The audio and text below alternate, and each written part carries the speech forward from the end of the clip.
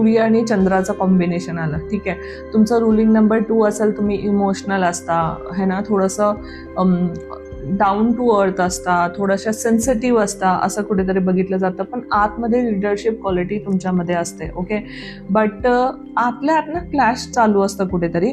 Unnecessary responsibility खूप जास्त येते ह्यांच्यावरती आणि त्यामुळे ना ह्यांना इरिटेशन खूप जास्त होतं. ठीक आहे, म्हणजे इनर जे वादळ आहे ना ते हे करता करता ना सांभाळता ह्यांचं म्हणजे 30-35 ह्याच्यामध्येच जाते की खूप अप्स अँड डाऊन्स लाईफमध्ये आणि खूप स्ट्रगल, कुठेतरी ना फॅमिली लाईफ डिस्टर्ब लहानपणापासून ह्यांचं असू शकतं की जसं प्रेम, जसं आपुलकी हवी आहे त्यांना भेटली नाही, ह्यांना स्वतःला सगळं करावं लागलं, अशा टाईपच्या गोष्टी घडतात आणि तशा ह्याच्यातच हे मोठे होत जातात.